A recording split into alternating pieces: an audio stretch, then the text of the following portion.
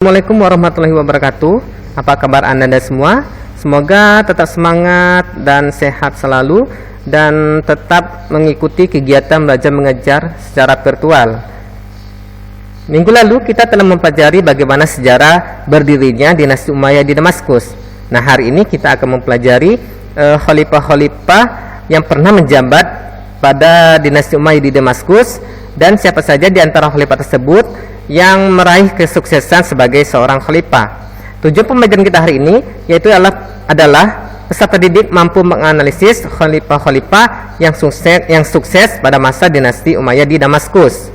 Nah, baiklah dari semua, kita awali materi kita dengan ucapan basmalah. Bismillahirrahmanirrahim. Baiklah dari semua, materi kita yang pertama tentang khalifah-khalifah yang pernah menjabat pada masa dinasti Umayyah di Damaskus. Jadi dinasti Umayyah di Damaskus ini berlangsung kurang lebih 90 tahun. Nah, selama 90 tahun tersebut Daulah Umayyah dipimpin oleh 14 orang khalifah. Siapa saja 14 orang tersebut?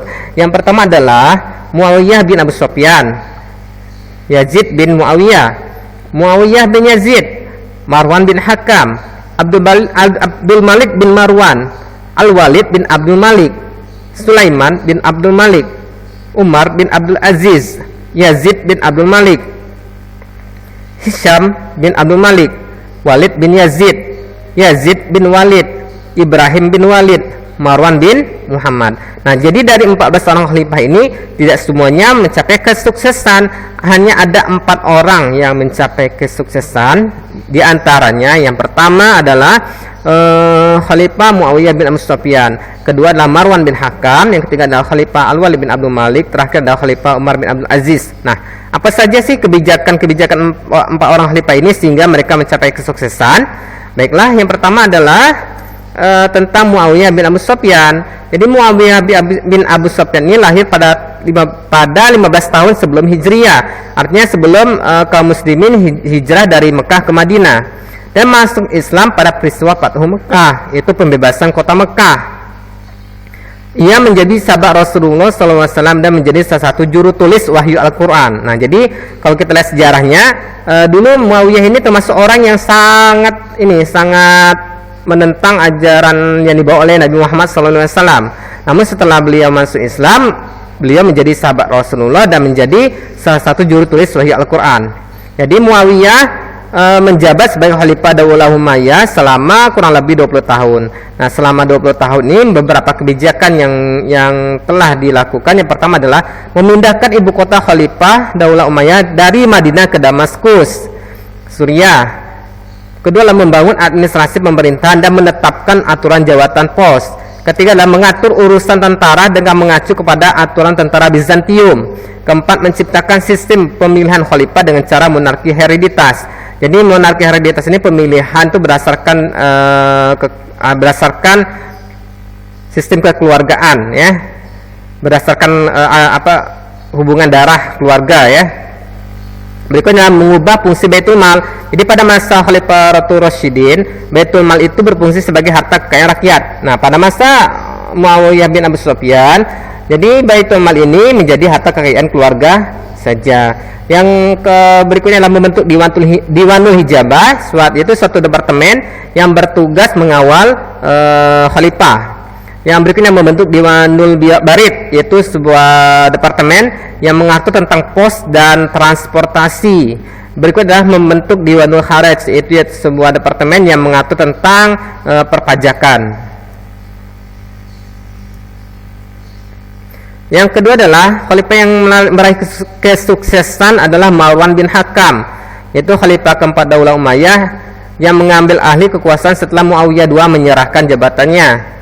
Nah, jadi Marwan bin Hakam ini pada masa Utsman bin Affan menjabat sebagai khalifah, beliau ditunjuk sebagai kepala lembaga sekretariat, yakni Adawawin, yang mempunyai kewenangan yang sangat menentukan dalam setiap keputusan khalifah.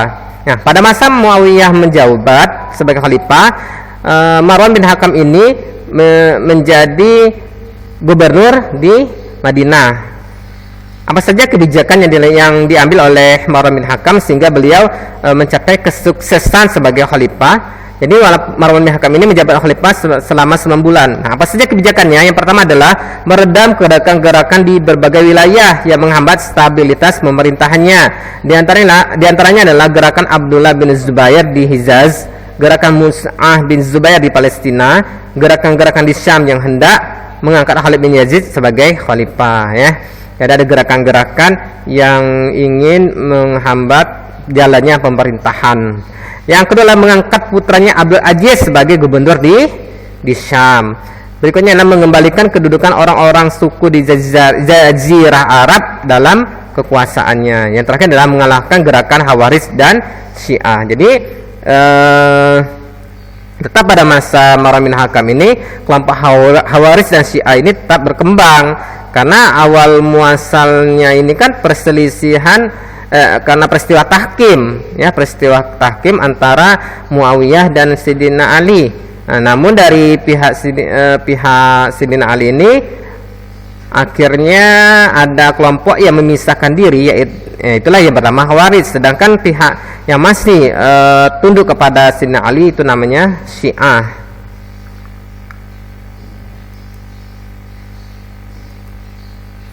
Berikutnya adalah Abdul Malik bin Marwan. Nah, Abdul Malik ini mulai menjadi khalifah pada tahun 65 Hijriah di Syam dan Mesir. Ia berkuasa dalam rentang waktu 21 tahun.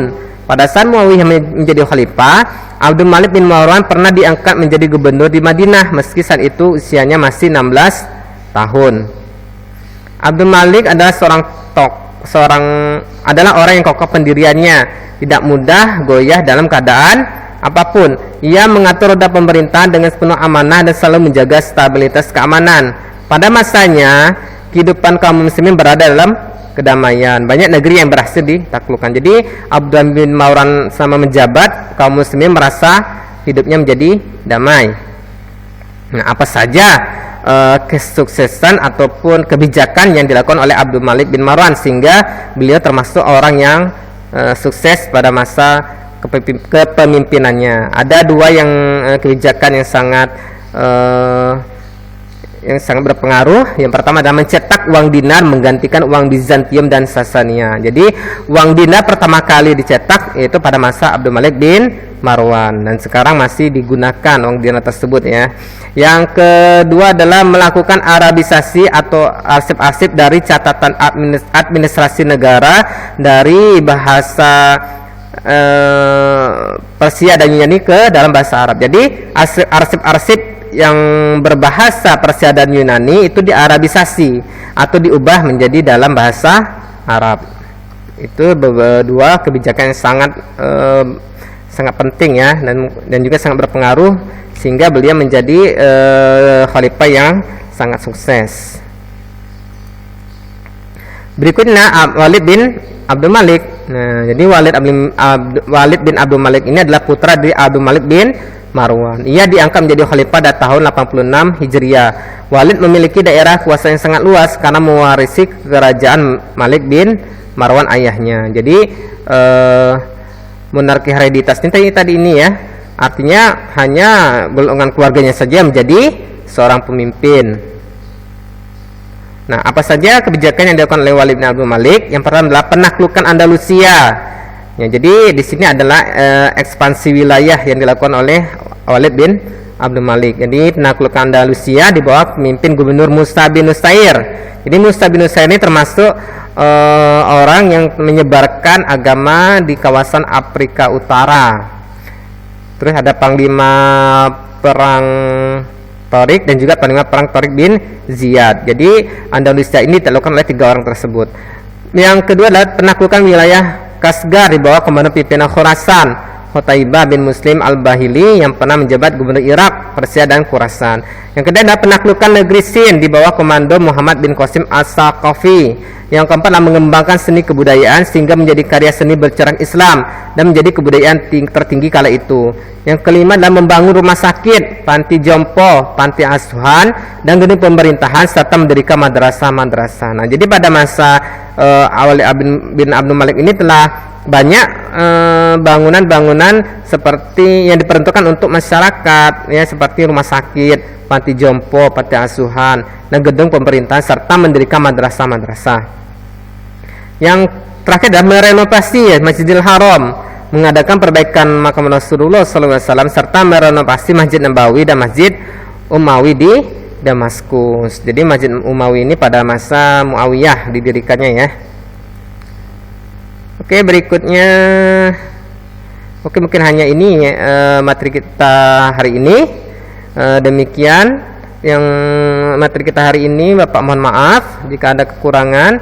Jika ada hal yang ingin kalian tanyakan, atau mungkin yang kalian masih ragu atau tidak tahu, boleh kita diskusikan dalam grup Telegram. Kita akhiri materi dengan ucapan hamdalah, alhamdulillahirabbil alamin. Wassalamualaikum warahmatullahi wabarakatuh.